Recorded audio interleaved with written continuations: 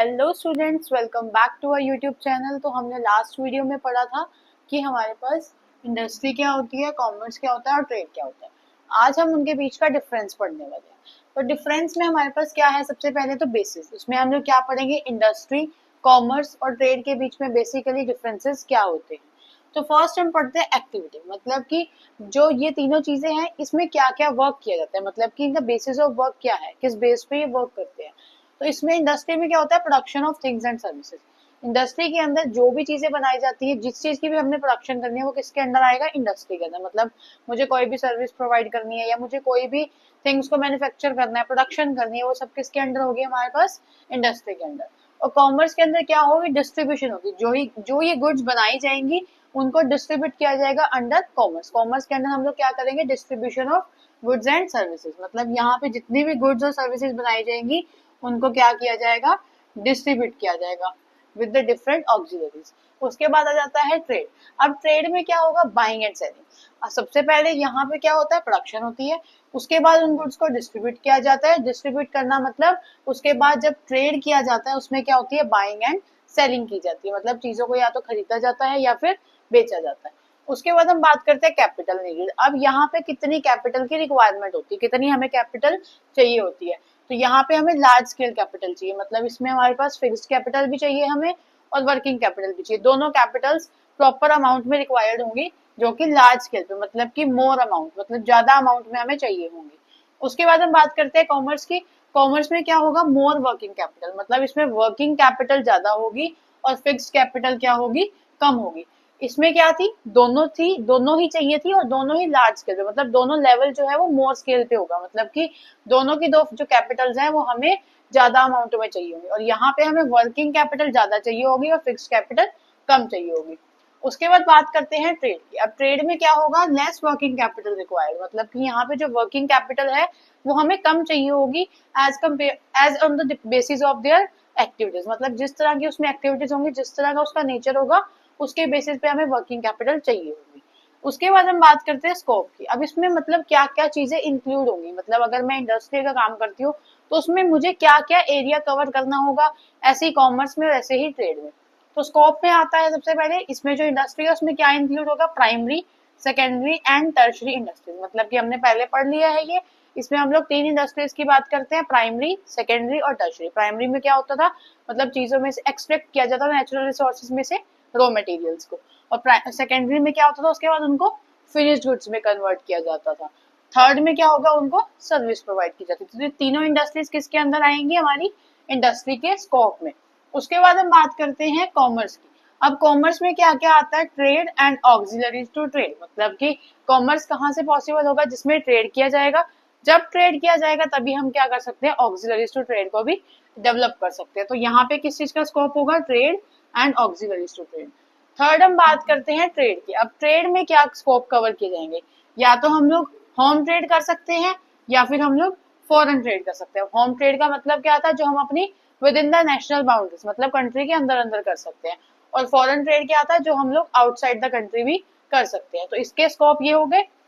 आगे हम बात करते हैं फोर्थ, रिस्क। अब किसी काम को करने में रिस्क तो होता है। अब ये हम जानेंगे कि किसमें कितना रिस्क होता है, ज्यादा होता है, कम होता है। तो इसमें क्या होता है, मैक्सिमम रिस्क होता है, ज्यादा से ज्यादा रिस्क होता है। और इसके अंदर क्या होता है, लेस। कॉमर्स के अंदर हमेशा लेस रिस्क होगा एज कम्पेयर टू इंडस्ट्री। जितना इंडस्ट्री में रिस्क है उसमें मैक्सिमम अमाउंट में है, क्योंकि प्रोडक्शन करनी है हमने। उसके बाद वो बोलता है कि यहाँ पे जो है लेस रिस्क होगा एज कम्पेयर टू इंडस्ट्री। और यहाँ पे तो बिल्कुल ही लीस्ट रिस्क होगा, किसमें, ट्रेड में। ट्रेड में बहुत ही कम अमाउंट में रिस्क होता है, बाइंग एंड सेलिंग होती है क्योंकि गुड्स की। और यहाँ पे थोड़ा बहुत रिस्क होता है, बट इससे जो है वो बहुत कम होता है risk as compare to industry. उसके बाद हम बात करते हैं म्यूचुअल डिपेंडेंस की। अब म्यूचुअल डिपेंडेंस का मतलब है कि कौन किसके ऊपर डिपेंड करता है, मतलब क्या इसमें कोई एक दूसरे के ऊपर इंटरडिपेंडेंस है या नहीं है, एक दूसरे के बिना काम कर सकते हैं या नहीं कर सकते। तो यहाँ पे वो बोलता है commerce and trade depend on industries. मतलब जो भी कॉमर्स है और जो भी ट्रेड। अब ट्रेड में क्या होता है, buying and selling of goods होती है। कॉमर्स क्या करती है, उनको क्या करती है, सर्विसेज प्रोवाइड करती है, एक तरह से डिस्ट्रीब्यूशन करती है। तो जब तक प्रोडक्शन ही नहीं होगी तो हम लोग ये काम कैसे करेंगे, हम लोग बाइंग एंड सेलिंग कैसे पॉसिबल कर सकते हैं। जब प्रोडक्शन ही नहीं हो रही तो हम लोग कैसे चीजों को खरीदेंगे, कैसे बेचेंगे। और अगर हमारे पास चीजें की प्रोडक्शन ही नहीं हो रही तो उसको डिस्ट्रीब्यूशन कैसे करेंगे हम लोग। तो ये दोनों कॉमर्स और ट्रेड किसके ऊपर डिपेंड करते हैं? इंडस्ट्री के ऊपर। अब हम बात करते हैं कॉमर्स की। Commerce is not possible without trade. अब आप बाइंग एंड सेलिंग ही नहीं करोगे। अब कॉमर्स में क्या होता है? दो चीजें होती हैं, ट्रेड और ऑक्सिलरीज टू ट्रेड। ट्रेड को, जिसमें ट्रेड करते टाइम जो भी हर्डल्स आते हैं, जो भी प्रॉब्लम्स आती हैं, उनको कवर अप करने के लिए हम लोग क्या यूज करते हैं? Auxiliaries to trade. तो अगर हमारे पास ट्रेड ही नहीं होगा, अगर हम ट्रेड ही नहीं करेंगे, हम बाइंग एंड सेलिंग ही नहीं करेंगे, तो प्रॉब्लम्स नहीं आएंगी। प्रॉब्लम्स नहीं आएंगी तो कॉमर्स का यूज क्या होगा? तो इसीलिए जो कॉमर्स है वो पॉसिबल नहीं है विदाउट ट्रेड। उसके बाद हम बात करते हैं ट्रेड की। इन इट्स एब्सेंस, अगर ट्रेड नहीं होता तो no need of commerce and industry. जब हमने ट्रेड ही नहीं करना, जब हमने गुड्स को खरीदना ही नहीं है, जब हमने गुड्स को बेचना ही नहीं है, तो गुड्स को बनाने का क्या मतलब है? गुड्स बना भी दे तो उसको डिस्ट्रीब्यूट करने का क्या मतलब है? तो ये क्या है? ट्रेड की एब्सेंस में no need of commerce and industry, मतलब हमें कॉमर्स की भी जरूरत नहीं है और इंडस्ट्री की भी जरूरत नहीं है। रीजन, क्योंकि अगर हम लोगों ने बाइंग एंड सेलिंग ही नहीं करनी, तो हमने उसको प्रोड्यूस करके भी क्या कर देना है और उसको डिस्ट्रीब्यूट करके भी क्या कर देना है। तो बेसिकली ये क्या है? तीनों एक दूसरे पे डिपेंडेंट है। ये था इसका बेसिक डिफरेंस, और ये क्वेश्चन जो है आपके लिए 5 मार्क्स में प्रिपेयर हो जाता है। तो अब हम डिस्कस करते हैं कि बिजनेस रिस्क क्या होता है। तो first of all, business risk का मतलब क्या है? वो रिस्क जो किसमें इन्वॉल्व होता है? बिजनेस में। तो अब रिस्क का बेसिक मतलब क्या होता है? रिस्क का वैसे तो मतलब होता है अनसर्टेनिटी, मतलब कोई भी चीज जब एकदम से हो जाती है, ठीक है। अब यहाँ पे वो क्या बोलता है? पॉसिबिलिटी, मतलब कि किसी चीज के होने की क्या संभावना है, मतलब कि क्या पॉसिबिलिटी है। तो पॉसिबिलिटी ऑफ लॉसेस, जब हमें बिजनेस में क्या हो सकता है? लॉस हो सकता है। मतलब हम अर्निंग तो प्रॉफिट की करते हैं, लॉस तो कोई भी नहीं लेना चाहता, बट अगर हमारे पास चांसेस हो जाते हैं किसके? लॉस के। चांसेस या पॉसिबिलिटी ऑफ लॉसेस और इनएडिक्वेट प्रॉफिट्स, मतलब कि जो प्रॉफिट्स होने चाहिए थे वो प्रॉफिट नहीं हुए, इनएडिक्वेट प्रॉफिट्स हो गए, या फिर लॉसेस होने के chances in a business because of uncertainties, कुछ अनसर्टेनिटीज की वजह से। मतलब कि जैसे मान लो, अब मैंने बिजनेस किया हुआ है क्लॉथ का, मेरा बहुत बड़ा शोरूम है, साथ ही मेरे पास उस टाइम पे कुछ कंपटीशन नहीं था, बट आज के टाइम पे मेरे पास कंपटीशन बढ़ गया, तो मतलब वो मेरे लिए क्या हो गई? एकदम से अनसर्टेनिटी आई, मुझे नहीं पता था कि इन फ्यूचर कंपटीशन होगा, अब वो बाय एनी चांस हो गया, तो मेरे लिए वो क्या होगी? एक अनसर्टेनिटी। मतलब कि जब कोई भी लॉस या इनएडिक्वेट प्रॉफिट्स होते हैं बिजनेस में, किस वजह से?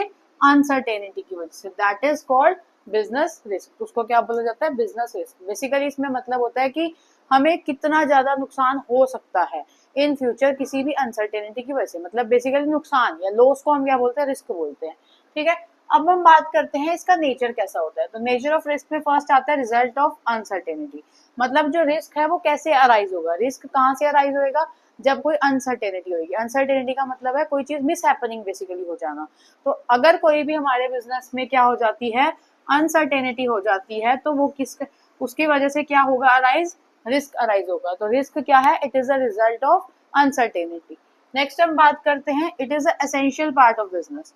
अब ये एसेंशियल पार्ट भी है, अब इसमें देखो हो भी लॉसेज रहे हैं और हम इसको एसेंशियल पार्ट भी बोल रहे हैं। तो ये क्यों बोल रहे हैं हम लोग? अगर मैं बिजनेस में पैसा नहीं लगाऊंगी, अब जब मैं पैसा लगाती हूँ तो मेरे दिमाग में आते हैं ख्याल कि क्या मेरा काम चलेगा, क्या मेरे पैसे डूब तो नहीं जाएंगे, मतलब इस तरह की बहुत सारी हमारे नेगेटिव थिंकिंग्स भी आती हैं। बट जब तक हम रिस्क नहीं लेंगे, जब तक हम पैसा नहीं लगाएंगे, पैसा लेना एक रिस्क लगाना है, रिस्क लेना सॉरी, तो अगर जब तक हम पैसा नहीं लगाएंगे तो हम रिस्क नहीं ले रहे, रिस्क नहीं ले रहे तो बिजनेस नहीं चल रहा। तो वही बोलता है कि जो एक रिस्क है ना, वो असेंशियल पार्ट है बिजनेस का। बिजनेस को रन करने के लिए हमें टाइमली रिस्क लेने पड़ते हैं।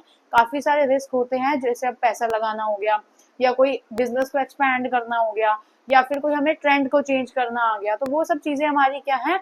रिस्क के अंडर आती है। तो बिजनेस के अंदर अगर हमें कुछ भी चीजें हुए ग्रोथ करनी है, बोला जाता है कि हाई रिस्क हाई प्रॉफिट, जितना रिस्क हाई होगा उतना ही हाई प्रॉफिट भी होगा। तो high risk profit, high risk high profit, तो वो कैसे है? Because of essential part of business. Next हम बात करते हैं, degree of risk varies with the size of business. जैसा बिजनेस होगा, जैसा बिजनेस का साइज होगा, जिस स्केल पे हम काम करेंगे उसी के अकॉर्डिंग हमारा रिस्क होगा। अगर आपका स्केल बड़ा है, आप लार्ज स्केल पे काम कर रहे हो, आप ओवरऑल ग्लोबल ट्रेड कर रहे हो, तो आपको रिस्क भी ज्यादा होगा। अगर आप स्मॉल स्केल पे काम कर रहे हो तो रिस्क भी आपके पास कम होगा। तो जो डिग्री है रिस्क की, वो किस पे डिपेंड करती है? मतलब वेरीज, मतलब कि अकॉर्डिंगली, जिस अकॉर्डिंग का आपका रिस्क सॉरी बिजनेस होगा, उसी अकॉर्डिंग का आपको रिस्क भी होगा। तो मतलब डिग्री ऑफ रिस्क किस पे बेस्ड है? साइज ऑफ बिजनेस पे। नेक्स्ट हम बात करते हैं, profit is a consideration of risk taking. जब तक आप रिस्क नहीं लोगे, अब मैंने मान लो पैसा लगाया था, मैंने सोचा था ना उस टाइम पे कि हाँ ये चलेगा या नहीं चलेगा, अब कुछ ऐसा हुआ कि मेरी किस्मत अच्छी थी या फिर मेरे अंदर ट्रेड्स थे ऐसे जिससे कि मेरा क्या हुआ, बिजनेस अच्छा चल गया, तो बिजनेस अच्छा चला तो मेरे पास प्रॉफिट आया। अब बिजनेस अच्छा कैसे चला था, जब मैंने रिस्क लिया था। रिस्क टेकिंग क्या है, रिस्क टेकिंग की वजह से ही मुझे क्या मिलते हैं, प्रॉफिट्स मिलते हैं। तो प्रॉफिट किसकी कंसिडरेशन है, जब हम रिस्क लेते हैं। नेक्स्ट बात करते हैं, depends on the nature of business. अब रिस्क कैसा होगा, मतलब जैसे थेफ्ट रिस्क होते हैं, थेफ्ट लॉस हो जाता है हमें, लॉस बाय थेफ्ट, या फिर फायर से हो जाता है, या किसी कंपटीशन से होता है, या फिर किसी एम्प्लॉय की क्या कहते हैं उसे, एम्प्लॉय अगर हमारा ट्रस्ट को तोड़ देता है उस वजह से हो जाते हैं।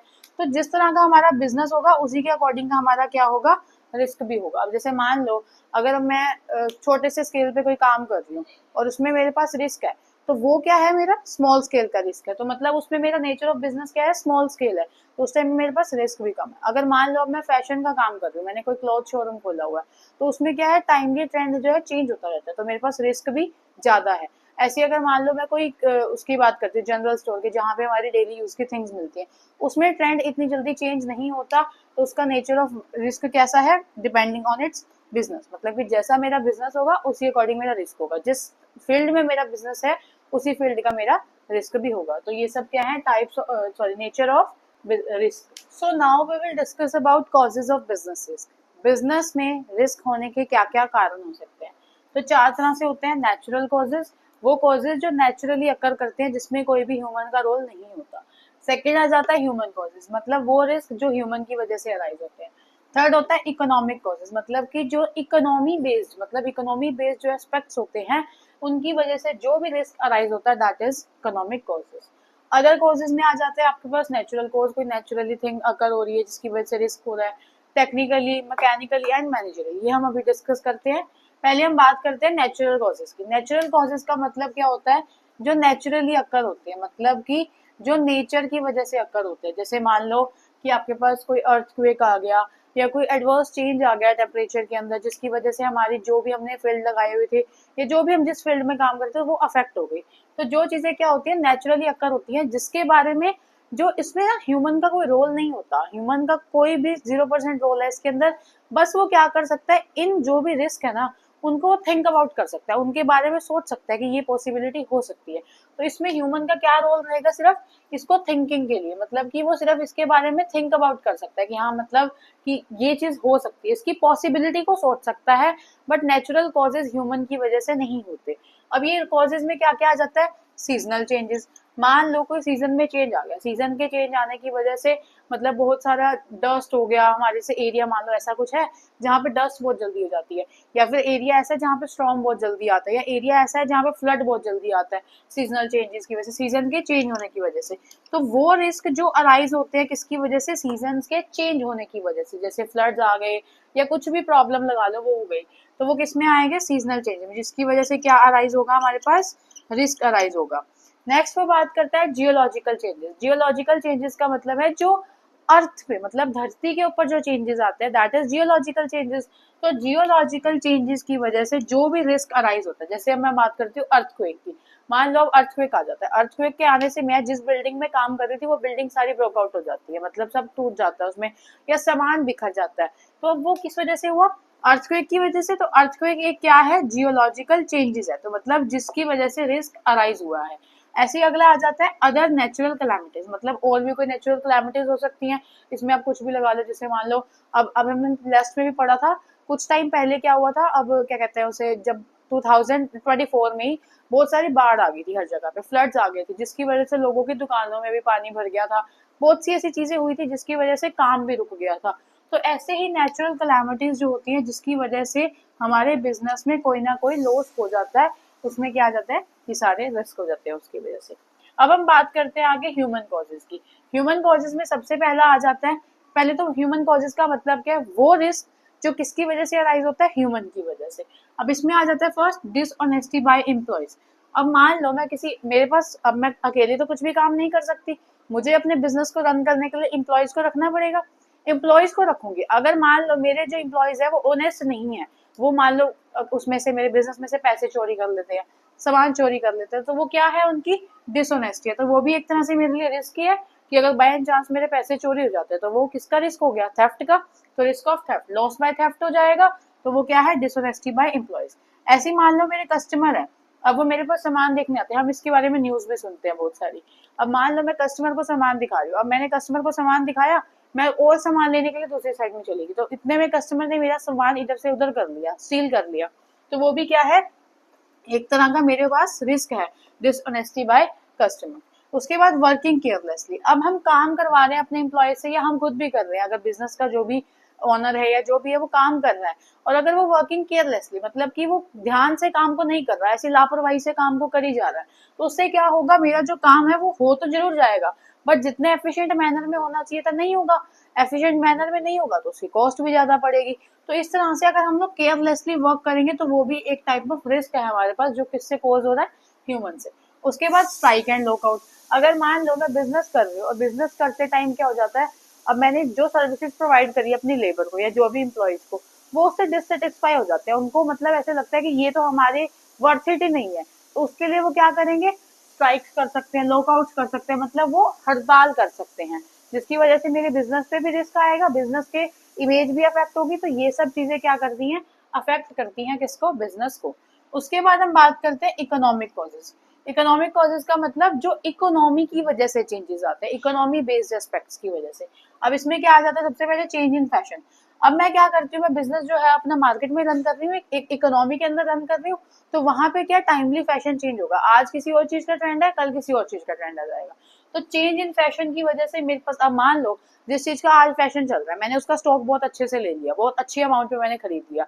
अब मान लो कमिंग ईयर्स में, कमिंग ईयर्स कह रही हूँ, कमिंग मंथ्स में, मान लो 2-3 मंथ्स के अंदर ही फैशन चेंज हो जाता है और मेरा स्टॉक वो ऐसे का ऐसे ही पड़ा रह गया, तो मतलब मेरे पास तो रिस्क आ गया ना कि मैंने फैशन के अकॉर्डिंगली चीज भी ली थी, पर अब वो चेंज भी हो गया, तो मेरे को दिक्कत आ गई है। ऐसे ही क्या होता है, चेंज इन प्राइसेस, अगर प्राइसेस भी चेंज हो जाए, आज मैंने चीज कितने की खरीदी है, 100 रुपए की खरीदी है, और मैं उसको मार्केट में 120 रुपए की बेच रही हूँ, अब उस चीज की जो प्राइस है वो चेंज हो गया, तो मेरे लिए रिस्क आ गया, मुझे उसमें लॉस हो जाएगा फिर। तो वो ये कहता है कि चेंज इन फैशन या चेंज इन प्राइस की वजह से भी हमारे पास क्या होते हैं, रिस्क अराइज होते हैं। नेक्स्ट वो बात करते हैं प्रोवाइडिंग फैसिलिटी टू कस्टमर। अब मान लो मैंने अपना बिजनेस रन कर रखा है, मेरे साथ ही कोई और दूसरा बिजनेस भी रन कर रहा है, बट अब वो क्या कर रहा है, अपने कस्टमर्स को या अपने जितने भी उसके पास एम्प्लॉयज, जो भी उसके रिलेटेड चीजें हैं जिसके बाद वो अफेक्ट करते हैं, मतलब जैसे कस्टमर्स हो गए या फिर उसके सप्लायर्स हो गए या कोई भी लगा लो, उनको वो बहुत अच्छी फैसिलिटीज प्रोवाइड कर रहा है, तो वो मेरे लिए एक तरह का रिस्क आ गया कि मेरा जो कॉम्पिटिटर है वो अपने कस्टमर्स को अच्छे से ट्रीट कर रहा है, अट्रैक्ट कर रहा है, तो वो एक तरह का मेरे लिए भी एक्सपेंस होगा कि मुझे वो ऐसा करना पड़ेगा। तो उसके लिए वो क्या है, फैसिलिटीज प्रोवाइड करेगा, फैसिलिटी प्रोवाइड करेगा तो पैसे लगेंगे, पैसे लगेंगे तो रिस्क भी होगा। तो वो यही बात बोलता है कि जब दूसरा पर्सन मतलब जो हमारा कॉम्पिटिटर है वो अपने कस्टमर्स को फैसिलिटी दे रहा है, तो वो हमारे जैसे ट्रेडर के लिए क्या हो जाएगा, एक रिस्क का पार्ट बन जाएगा। ऐसे इफेक्ट ऑफ कंपटीशन। अब इफेक्ट ऑफ कंपटीशन कैसे, जैसे मान लो मैंने क्लोथ का शोरूम खोला हुआ अपने एरिया में, वहां पे पहले कोई शोरूम नहीं था, अब एक और कंपटीशन मेरे साथ आ गया, मतलब एक और शोरूम किसी ने खोल लिया, हाई स्केल पे खोल लिया उसने, तो मेरे लिए कंपटीशन बढ़ गया कि मतलब जो कस्टमर पहले उस एरिया का सहारा मेरे पास आता था, अब वो क्या हो जाएगा, कन्वर्ट हो जाएगा, मतलब कन्वर्ट हो जाएगा, जैसे कि अब मेरे पास जो कस्टमर आते थे वो थोड़े बहुत कस्टमर उसके पास भी जाने लग जाएंगे, या जो मेरे पास उसके कस्टमर थे वो मेरे पास भी आ सकते हैं, तो मतलब कुछ भी पॉसिबिलिटीज हो सकती हैं मार्केट में। तो वो ये बोलता है इफेक्ट ऑफ कंपटीशन, मतलब कि हमारे पास हमारे साथ के जितने भी लोग हैं जो उस फील्ड में काम कर रहे हैं उनका इफेक्ट भी हमारे ऊपर पड़ता है। अब मैंने कोई ऑफर लगाया, अब मेरे साथ देख के उसने भी ऑफर लगा दिया, उसने मेरे से अच्छा ऑफर लगा दिया, तो वो मेरे लिए रिस्क का काम कर जाएगा। तो इसीलिए क्या कहता है, कंपटीशन का भी इफेक्ट बहुत पड़ता है। उसके बाद अदर कॉजेज। अब अदर कॉजेज में क्या आता है, नेचुरल कॉज, मतलब कि जैसे कोई मशीन मान लो मैंने खरीदी और वो बाय एनी चांस गलत आ गई, मतलब जो मैंने चीज खरीदनी थी वो नहीं है, उसकी जगह अलग आ गया, तो वो नेचुरली अकर हो गया, मुझे नहीं पता था कि ऐसा भी हो सकता है। तो कुछ कॉजेज जो नेचुरली अकर होते हैं वो क्या होते हैं, अपना नेचुरल कॉज के अंदर आते हैं। उसके बाद टेक्निकल कॉजेज, मतलब जैसे मान लो मशीन मैंने यूज करी है, अब वो मशीन को यूज ही नहीं करता, अब कोई नवी मशीन आ गई है, तो टेक्नोलॉजी में एडवांसमेंट आ गया, तो उसकी वजह से मुझे भी क्या करनी पड़ेगी, मशीनरी चेंज करनी पड़ेगी, तो वो किस में आते हैं, टेक्निकल कॉजेज में। ऐसे ही मैं बात करती हूँ मैकेनिकल की। अब मैकेनिकल में क्या है, अगर मैं मशीनरी को यूज कर रही हूँ, कुछ टाइम बाद वो खराब होगी, तो वो डिफेक्ट मशीनरी में ही अगर मैं काम करती रहूंगी तो मेरे प्रोडक्ट पे भी फर्क पड़ेगा। तो मतलब मैकेनिकल कॉजेज की वजह से अगर मेरी मशीनरी खराब है तो मुझे उसको टाइमली चेंज भी करना पड़ेगा, अगर मैं नहीं चेंज करूंगी तो मेरे लिए वो रिस्क का पार्ट बन जाएगा क्यों? क्योंकि उससे मेरे प्रोडक्ट को अफेक्ट हो सकता है। उसके बाद मैनेजीरियल, मैनेजीरियल का मतलब होता है जहाँ पे आप कोई भी चीज काम कर रहे हो उसके लिए आपको मैनेजमेंट चाहिए। आप चाहे स्टडी कर रहे हो तो आप मैनेज करके चलते हो, अपना टाइम टेबल बना के चलते हो। ऐसी एक बिजनेस जो है उसमें भी एक मैनेजमेंट होती है जो क्या करती है, प्रॉपर डिसाइड करके चलती है कि काम को कैसे करना है। अब मान लो आप बिजनेस में काम कर रहे हो, आपकी मैनेजमेंट ही अच्छी नहीं है, आपकी मैनेजमेंट ही मतलब केयरलेसली वर्क कर रही है, तो आप कैसे किसी चीज को एफिशिएंटली काम कर पाओगे? कोई प्रोडक्ट बनाना है या कुछ भी काम कर रहे हो तो वो आप एफिशिएंटली नहीं कर पाओगे। तो यही बोलता है कि मैनेजरियल कॉजेज की वजह से भी हमारे पास रिस्क अराइज होते हैं। कैसे होते हैं कि बिजनेस में क्या होता है, अगर मैनेजमेंट ही अच्छी नहीं होगी तो काम भी अच्छे तरीके से नहीं हो पाएगा। तो these are the causes of business risk. बहुत इजी सा चैप्टर था, ये चैप्टर अब हमारा खत्म हो गया। इसके बाद हम स्टडी करेंगे केस स्टडीज के ऊपर। केस स्टडीज, एमसीक्यू, वो सब हम लोग नेक्स्ट वीडियो में डिस्कस करेंगे।